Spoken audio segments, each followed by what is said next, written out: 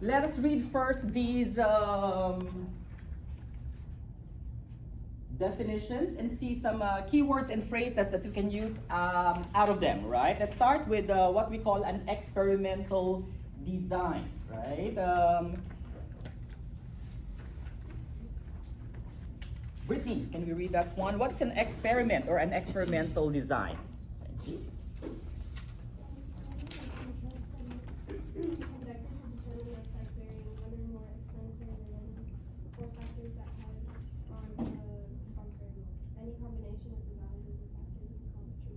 Thank you, right? So experimental design, typically it's more on the cause-effect study, right? Sometimes it can also lead to a correlation study as well in some cases, right? But typically it's more on the cause-effect scenario, right? Like whatever intervention or treatment we are introducing to the participants or to the respondents, then it has to have, an effect that will cause,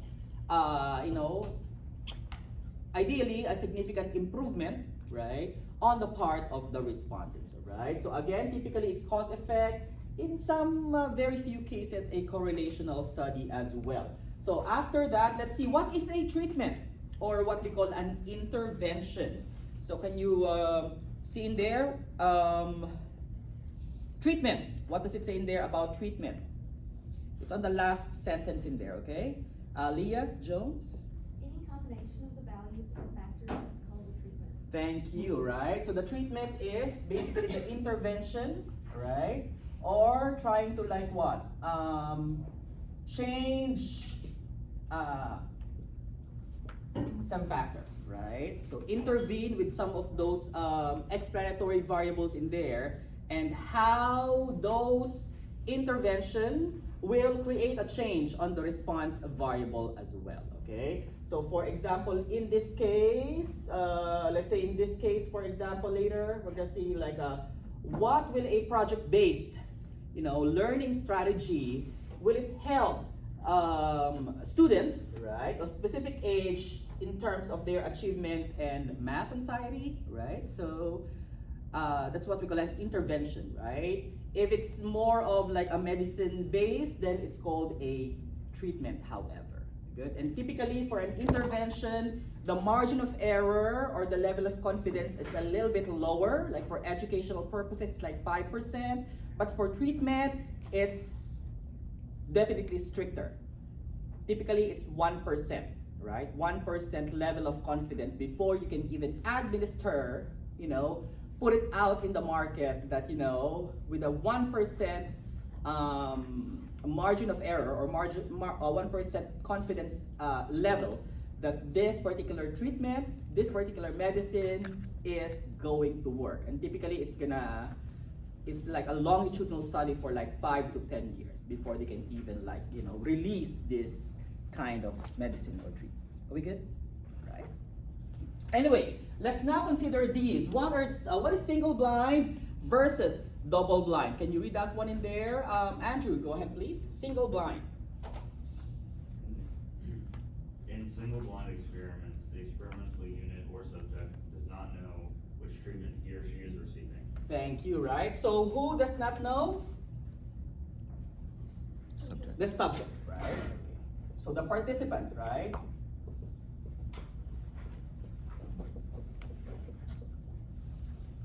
Okay.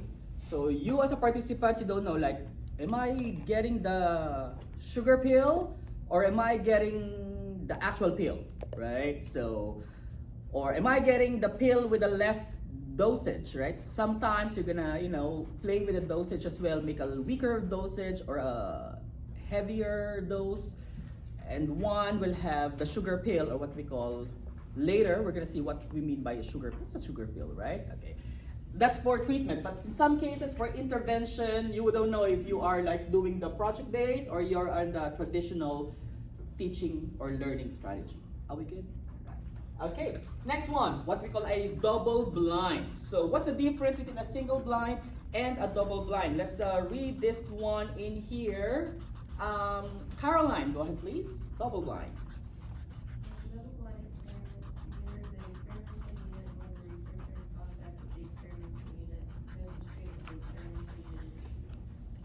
Thank you. All right. So in the double blind, both the participants or the subjects and even the researcher doesn't know which one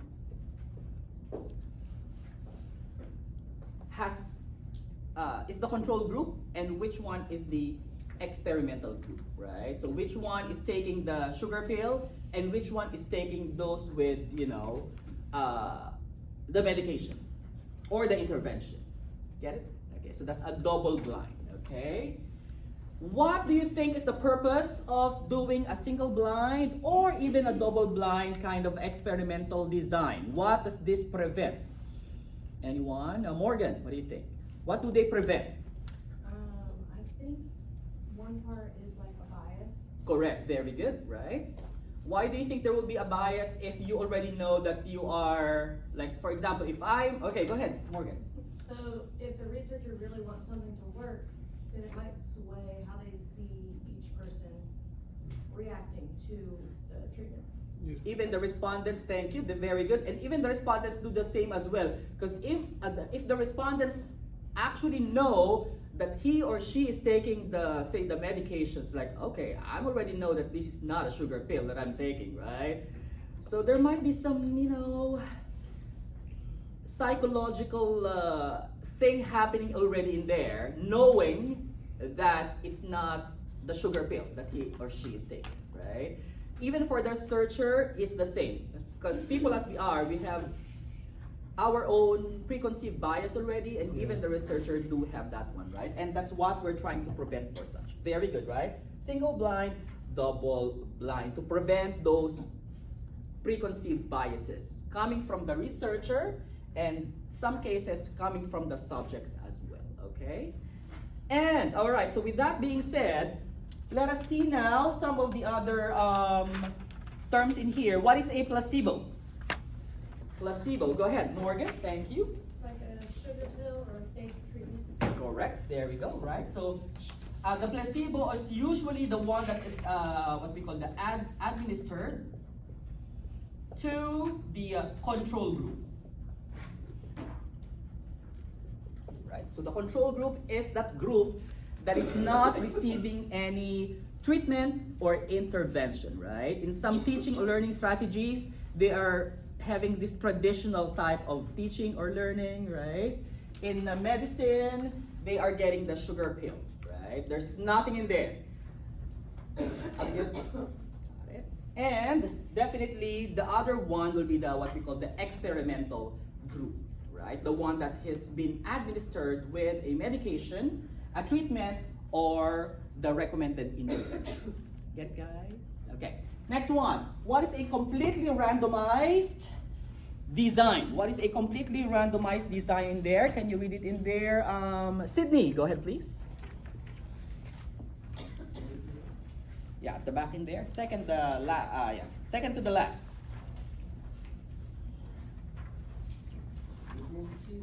The completely randomized design.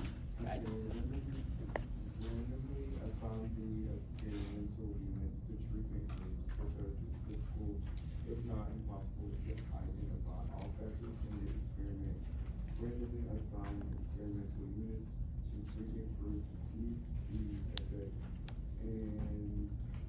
Let's see. A completely randomized design is just like one sentence in there. Got it. Okay. Second to the last, yeah. Yeah. Okay, let me read it for you guys. It says in here, second to the last, right? Check it out. Is one in which each experimental unit is randomly assigned to a treatment. Got it, guys? All right, there you go, right? So again, one in which each experimental unit is randomly assigned to a treatment. Are we good? Right, so there we go. And the last one, so.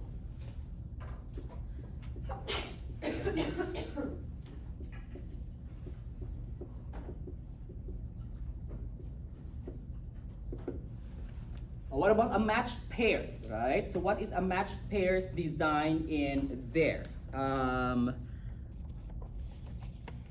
Liana, go ahead, please. A matched pairs design is an experimental design in which the experimental units are paired up. The pairs are selected so that they are related in some ways. That is, the same person before and after a treatment, twins, husband and wife, same geographical location, and so on. There are only 2 levels of treatment in a match pairs design. Thank you, right? So, for example, pair 1 is say like a husband and a wife, right? So the husband, for example, will be given the placebo, and the wife, for example, will be given the treatment, right? The thing with that one is, what's the purpose of match pairs design? Anyone who can tell us what's the purpose of that one? So that these pairs have some kind of commonality between them, right? Something is constant between them, right? Maybe they're on both households. Maybe they have the same lifestyle. Maybe they're both residing on the same location, right? Maybe they have the same health condition, right? So with that being said, you're gonna match these pairs. One will be getting the placebo, one will be getting the treatment, right? Or one will be getting the traditional intervention, traditional way, and one will be exposed to the experimental way. Are we good? Right. So let's have an example in here. So this is our example in here. The participants are we are considering the participants what? Age, diagnostic test, for example in say math, diagnostic test, and they all actually took a math anxiety test, right? So after that, they were split into 2 groups. One was taught or learning through a traditional method, that is what we call our control group. And the other group is considered for what? Project-based learning, right? So this is our what? Experimental group, right? So one group of them were administered the traditional way, right? Or curriculum. The other one was exposed to project-based learning, for example, right? And then after that, definitely it's gonna take some time. Maybe I would say like 1 semester, right? Okay, so after 1 semester, definitely it would take some time, you know. And see, after that, what happened? They got a post-test, what we call an achievement test, and the math anxiety, right? So this is what we call a typical experimental design. Are we good? Right? So with this being said, we can say now some kind of like title or a working title for this one, and we can think of that one later, right? But for now, let us consider some aspects of or questions regarding this particular example, right? Let's read letter A for such. Let's read letter A in here. Kalina, go ahead. Letter A. What does it mean? For the in here on the board. Thank you. Can you see it from there? What does it mean for the experiment to be placebo controlled? Correct, right? Thank you for that. So,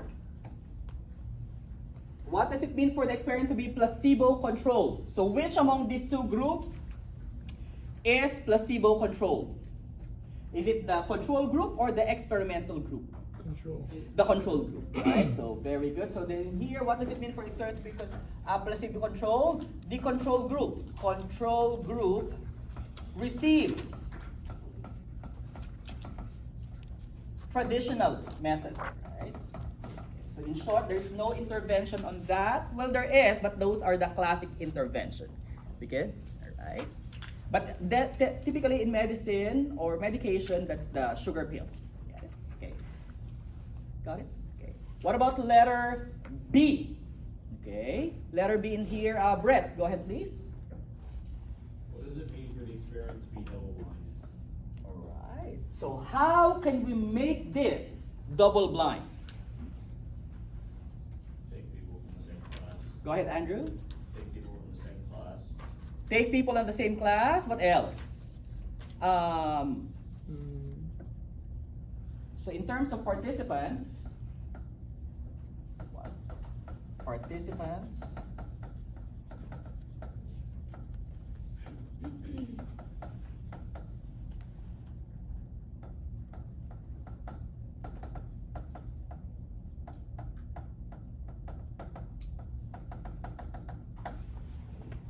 Got it?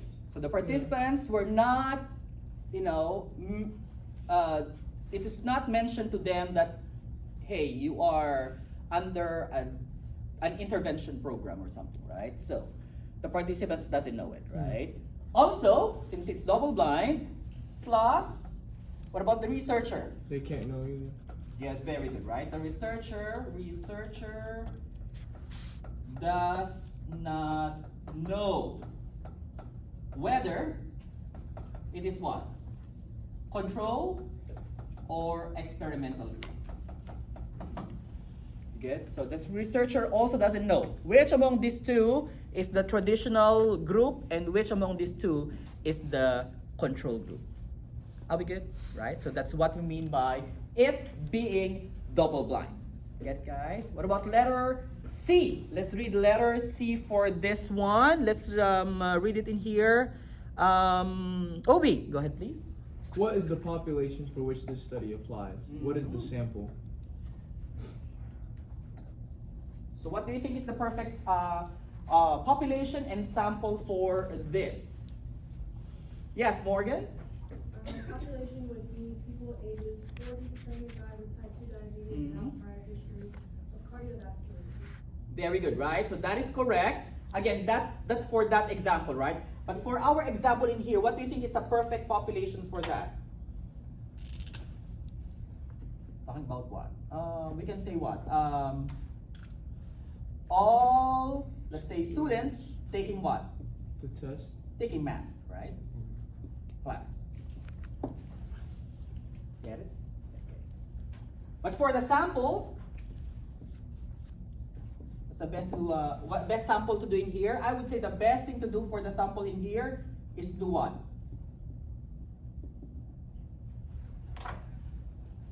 Cluster sampling, right? So for example, if there are, what's our class statistics, right? If there are like 10 sections of statistics class, then what you're gonna do? You're gonna put 1 to 10, right, on a what? Random sampling, and typically what? Maybe choose 2 or 4 classes in there. To administer, 2 of them will be taking traditional method, and the other 2 will be taking project-based method. Are we good, guys? Got it? Got it? Okay. Next one. What are the treatments, right? What do you think are the treatments in here? Braden, do you have any idea what treatments were mentioned in here? How did they change the, in here, in this case, what is the treatment? How did they change the factor or the explanatory variable? What did they introduce to the experimental group?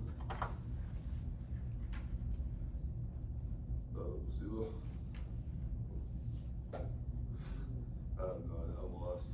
Anyone who can tell us what kind of teaching strategy was Project-based learning. given to the experimental group? Andrew? Project-based. The project-based intervention, right? So very good. That is correct. Thank you, Andrew. So in here, the treatment is, in this case, it's not basically a treatment, but an intervention. And what is that? The project-based, right? Project-based method. Okay, so the treatment is what?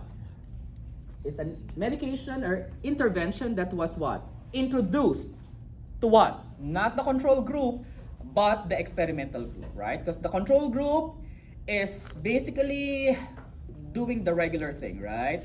Either the sugar pill or the traditional method, right? Are we good? Right, so the treatment is what? Or the intervention? The project-based learning strategy. And C, will it work, you know? Let's see now. What about letter E? Letter in here. It says in here, what is or are the response variables? Is it qualitative or quantitative? What do you think about these in here? Response variables. Anyone? Venus. The group that is giving the intervention. The group that is getting the intervention is called the experimental group, right? Okay, but the question is, what responses, right? What are we measuring? What needs to be improved? All right, go ahead, Mason. I was gonna say the achievement test and math anxiety. Very good, right? So we're talking about what? The results. These are the response variables, right? How did this improve with the project-based teaching strategy, right? Did they improve their achievement test? So in short, we're calling it, in most cases, where you're dealing with achievement test, you're dealing with what? The performance in math, right? Did they perform well? Did they perform better as compared to the control group or traditional group? Or basically just the same? Or there might be no significant difference or improvement at all, right? Are we good? Right? Also, what else? Math anxiety, right? Good? So there we go. Again, these are what we call the response variables, right? Response variables, right? And that basically, in our experiment, that is basically the what?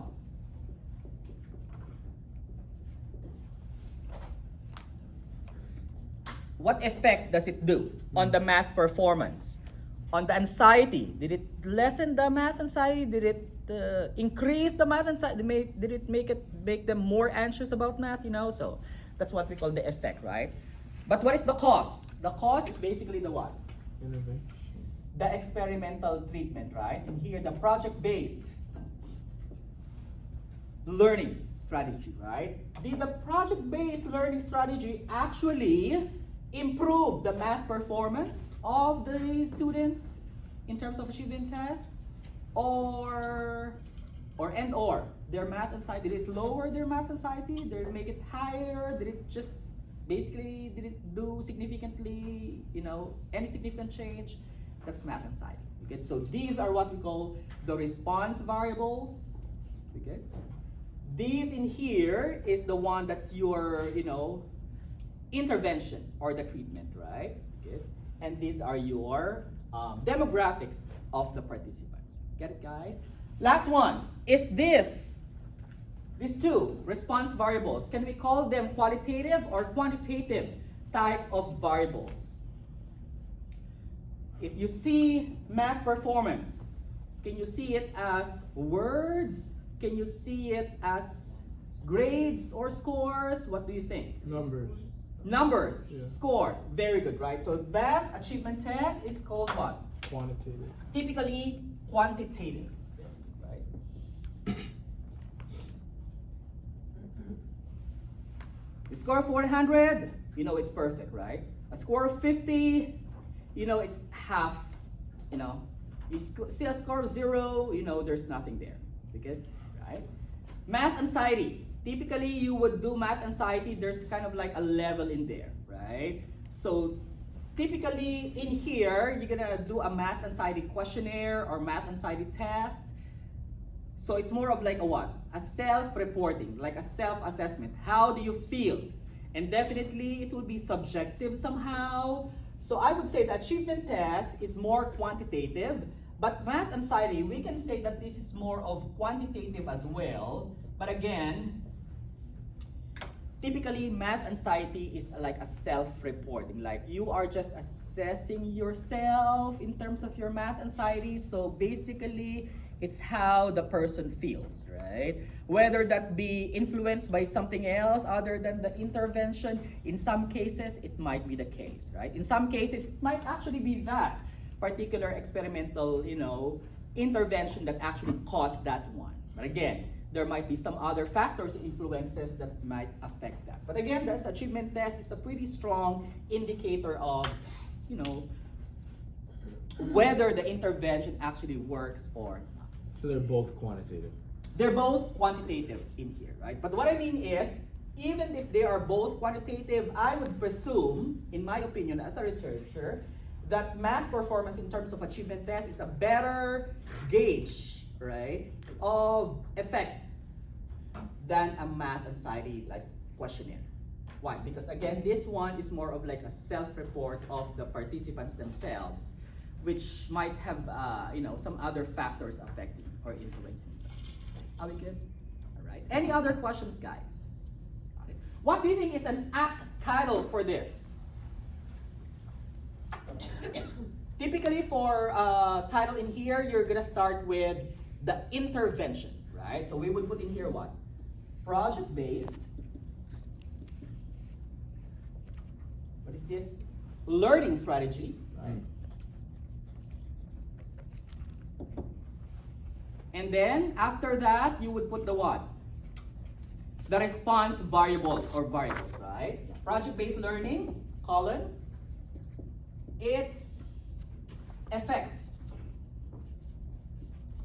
on the two response variables. What is that? Math performance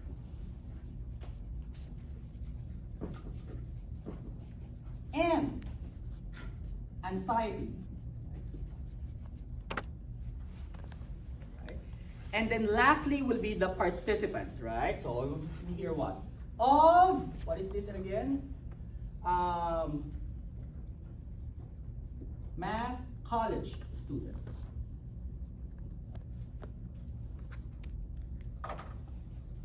Are we good, guys? Alright, so typically the title comes with what? Well, first, what is the strategy? What is the treatment? Second, what does it try to address? Right? And third, who are your participants?